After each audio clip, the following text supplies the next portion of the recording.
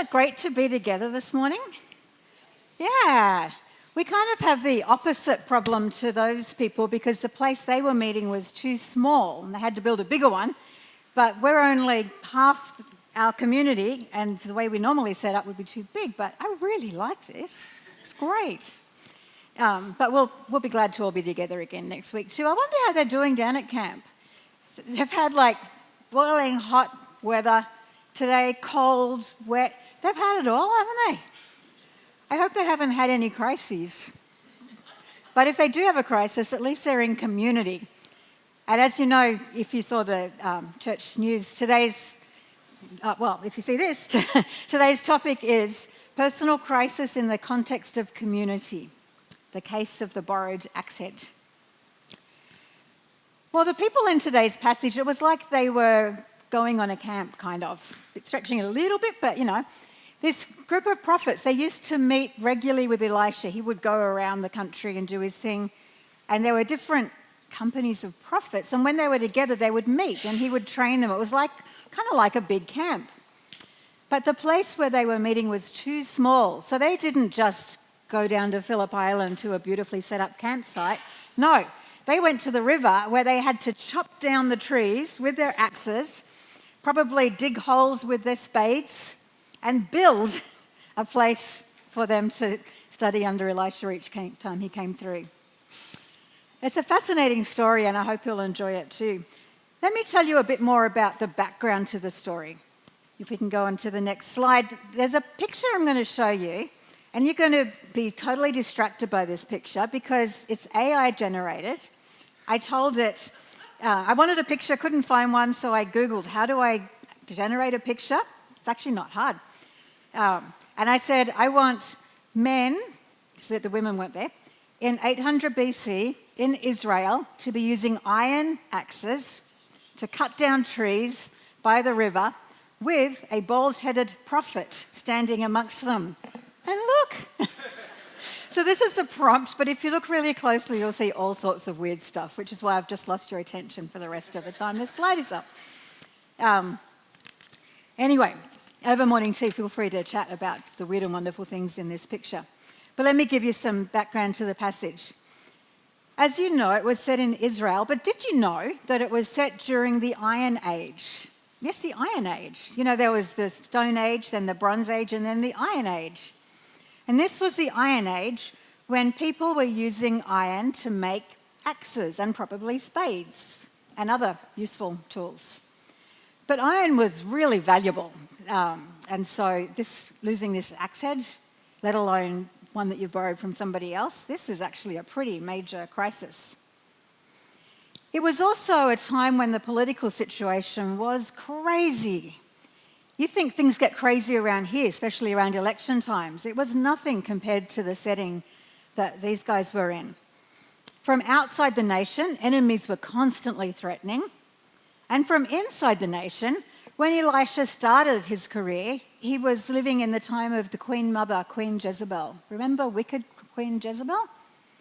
That's how crazy things were. You had the Queen Mother, her husband died, her son was ruling, he died, the next son was ruling, he died, he was killed actually. Somebody overthrew him, got one of her trusted servants to boot her out the window, literally upstairs, end of Queen Jezebel. It was crazy.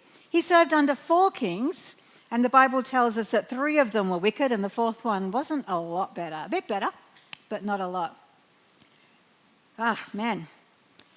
And this prophet himself, Elisha, I said that I told ChatGPT to make him bald. They put a head covering on him, which I think is pretty smart because, my dad was bald and he would get burnt in summer and cold in winter, so he always wore a hat. Anyway, so Elisha, this key character here, he had been chosen to be a prophet by God under Elijah the great prophet. And the transition of power between Elijah and Elisha was especially interesting, and it involves the river. So I wanted to just fill you in a bit on that.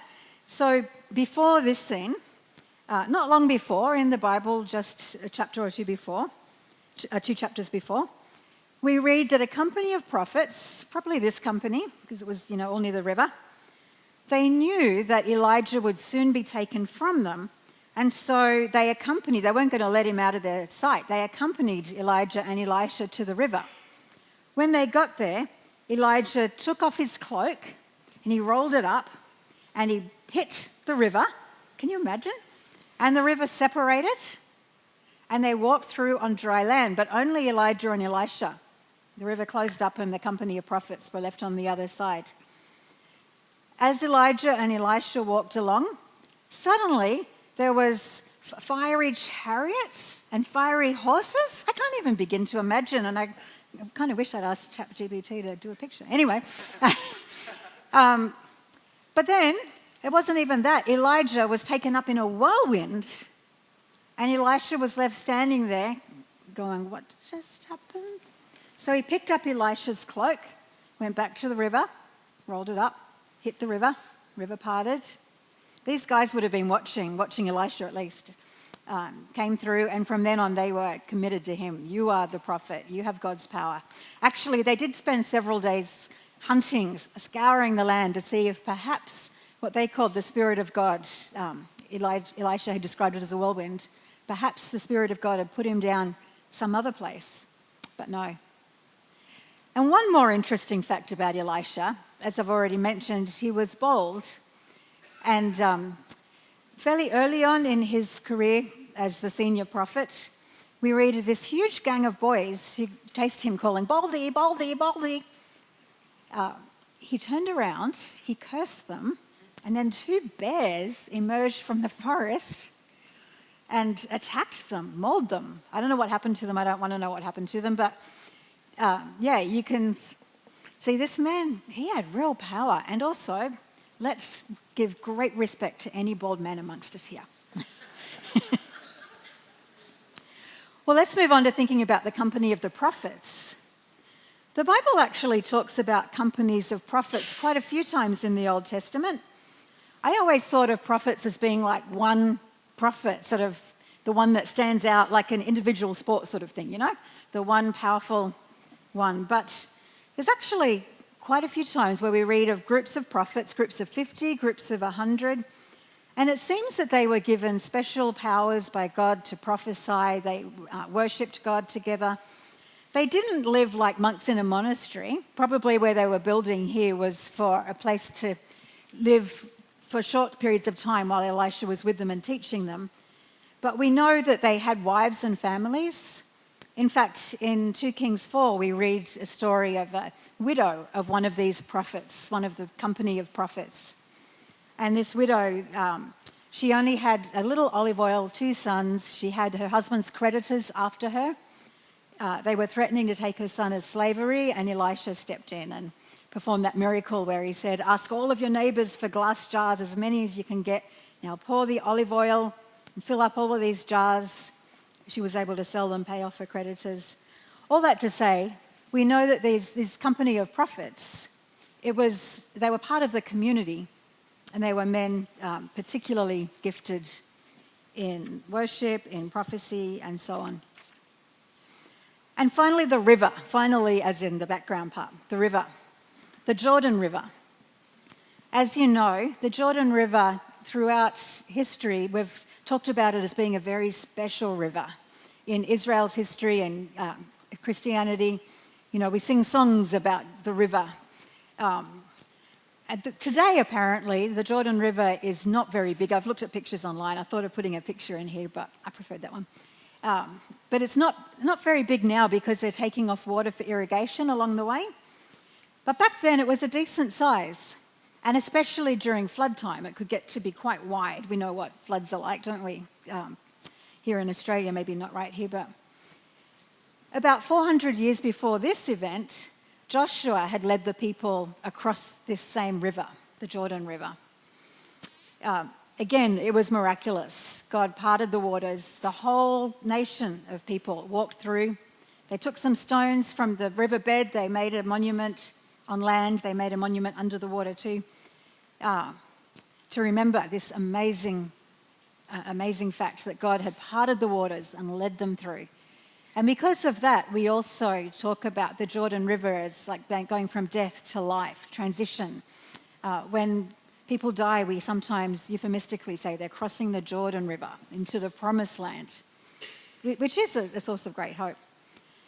So the Jordan River is seen as a symbol of transition, of change. That was the case with Elijah and Elisha too, wasn't it? They crossed in a miraculous way and came back just Elisha. And it's a lot of Christians use the name Jordan. My niece, her second name is Jordan. It's a great name. Somebody else here who I won't point out has a precious baby grandson named Jordan. Ask her later. So that's the background. It's a long background, but I think it's helpful as we understand the story. So there were two problems and two solutions. This is the story now. There are two problems and two solutions. The first problem, of course, as we've already mentioned, there were too many prophets. They didn't fit in their regular meeting place. And remembering too that they probably stayed there for periods of time. So there's a solution. Let's build a new place. And the Bible suggests that they actually decided to build it by the river. Let's go there, it says. I even looked up the Hebrew in that. I'm going, really? Why would you build by a river that floods? Anyway, why not? So they decided to build this bigger place. A building project, if you like. But they didn't have everything they needed, but they were part of a community. So they asked around and they were able to borrow axes, maybe spades. We don't read anything about the women. We just see the men doing all the work there, but chances are very high that the women were bringing food and, looking after the men. It was a community project. But that's when the second problem came, because one of these men, he had borrowed an iron axe. And as I mentioned, iron was valuable. This was a really helpful tool, but he lost it and he couldn't retrieve it. You can almost imagine, can't you? Whack, and then the iron axe head flies off the handle, thankfully, into the river. Imagine if it had hit someone else. Anyway, into the river. And me being an Australian who is not afraid of the water and learnt swimming as a kid, I'm going, why didn't you just get into the water and get it? But apparently it wasn't that simple. Chances are they couldn't swim. Maybe they didn't even know quite where it was.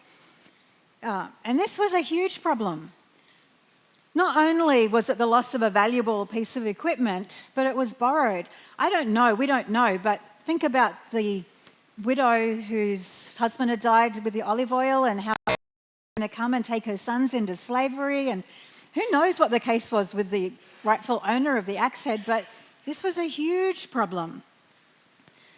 And so that's when this poor fellow calls out, "My Lord, help!" And we read that Elijah picked up a stick, threw it in the water, and the axe head floated. This does not happen. We all know this. This is clearly a divine intervention. And Elisha says to the fellow, "Put your hand in, pull it out." And he did. Wow. Well, this is an interesting story, but are there any points of connection with our lives here and now? I'm going to make a few comments that I think do connect, not only with our lives, but the lives of people in New Testament days and Christians in general. So let's move on to the next slide and we'll think about one. I've got three topics, of course. It's a sermon, isn't it? Three topics. The first one is lost and found. And of course, that axe head was lost and then found. And I'm not saying we can learn that from this passage. That would be bad exegesis, but it certainly reminds me that lost and found was a key part of Jesus' teaching. In fact, there's a whole chapter in Luke chapter 15, where Jesus teaches about lost and found. You may remember that Jesus told three stories, and the setting to those three stories were that he was sitting there. This is some 800 years after the axe head incident. He was sitting there and he was surrounded by tax collectors and sinners, which in the eyes of the religious leaders at the time was pretty poor. They were not very well respected, in fact, not at all respected in Jewish society. And the Pharisees and the teachers of the law were muttering, "This man welcomes sinners and eats with them." And then Jesus tells these three stories about lost and found. The first one is one sheep, 1 out of 100. We read that there were 100 sheep, one was lost. So in Jesus' story, the shepherd leaves the 99, we hope safely in the fold, we assume so, and goes in search of the lost one. Isn't that a beautiful painting? The man who painted this, he puts them up on the internet for free for churches and things to use. And when the shepherd finds the sheep, he rejoices, he takes it home and he throws a party. It's kind of interesting, isn't it? Because he shouldn't have lost it in the first place, should he? Anyway, he throws a party. And then Jesus adds, I tell you that in the same way, there will be more rejoicing in heaven over one sinner who repents than over 99 righteous people who do not need to repent. Those Pharisees, I can just imagine them squirming. And then Jesus told a second story, the lost coin. And I've put a picture up there of a coin that was supposedly from the era, well, it was from the era of Jesus' life. A woman had 10 silver coins. It was probably her dowry, her security in life, her superannuation, whatever. These 10 precious silver coins, and she lost one. She searched high and low, and when she finally found it, you know what she did? She rejoiced and she threw a party. And again, Jesus added, in the same way, I tell you, there is rejoicing in the presence of the angels of God over one sinner who repents. 1 coin out of 10. Great rejoicing. And then Jesus told the third story. He liked sets of threes too. It was the story of a lost son. The same artist who painted the sheep picture painted this one. 2 sons. One of them was lost. It seems a bit weird to say he was lost because he chose, didn't he? He turned his back on his father's goodness, on his inheritance. He asked for his inheritance, which was the height of rudeness and lack of filial piety or whatever. And he went and squandered it all on rough living. Anyway, he was lost. When he fell on hard times, he came back hoping maybe his father would take him on as a servant. And yet instead, his father welcomed him back. In fact, he'd been watching and he ran down the road, which wasn't very dignified for a refined gentleman in that era, welcomed him back. And what did the father do? He threw a party, didn't he? He rejoiced, my son that was lost has come back. Jesus didn't offer an explanation to that story, but he did tell a little bit more to the story that, as we know, was no doubt pointed at those religious leaders. He said the older son, the dutiful one, was mad, had a bad attitude, and essentially he was wrong. Lost and found. Well, we know that God knows and cares about the lost. In fact, to God, the lost are not really lost in that God knows where they are, but they have chosen to leave God. Not the case with the borrowed axe head. That was actually lost. God knew where it was, but it was an accident that it got lost. I'm reminded that the God of those ancient Israelites, the God of Jesus, the Pharisees, maybe, the followers of Jesus, and our own, is a God who sees the lost. He knows all the details. And he supernaturally intervenes at times to restore what's been lost. Actually, I have to confess that when I first read this story, preparing for this, I made it out to be all about me. I'm an individualist. I live in a Western society where we tend to focus in on the individual. And I said, I'm just like that prophet who lost the axe head, and God knows exactly what's going on in my life, and he can intervene in any crisis if I just cry out. And there is some truth in that, and I don't want to belittle the fact that God does know and care about our lives. But as I look more carefully at this story, I realize that it's so much bigger than just me. I realize that when we call out to God, when we cry out to God, the lost, restore the lost, it is also, but it's not just about our own possessions or our own loved ones even. It's about the world. There's a world of lost people out there, people who don't know God. God longs to restore the lost. So I want to challenge us, each one of us, myself too. Are you okay? Are you found? If you're not sure, talk to somebody that you trust. Pray with them. But for most of us, we know we've been saved by Jesus, we've been restored to God. What about the people around us, our family, our friends, our communities? Let's be reminded to pray earnestly from them, not from the axe head, but from Jesus' teaching. God loves and wants desperately these ones who are lost to be restored to him. Well, that's one point of connection from the story of Elisha and the axe head. The second point is community. These prophets were a community, group of 100. How did the cat get in there? She gets into every single talk I give. What would a cat know about community? They're the most self-centered creatures I know. Mine anyway. She tried to convince me when I was putting this talk together that she came from very close friends of mine. She was their cat, and now she lives with me, and these friends are like community, and we're community, yada, yada, yada. So she deserves a place. But I'm going to use her for the opposite. I'm going to say, don't be like the cat, self-centered, only thinking about ourselves. Instead, we want to be like these people on the left. Isn't this a beautiful picture? Can you see individuals there? You can, can't you? But they're also entwined. They're like all one. And the person who painted this picture, she's entitled it, "We All Are One in Jesus."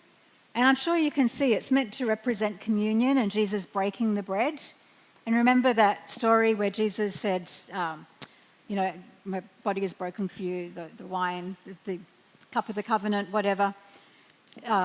You are all one, partake of me. We're in the same body. There's a whole lot more teaching in the New Testament about being one body, Jesus as the head.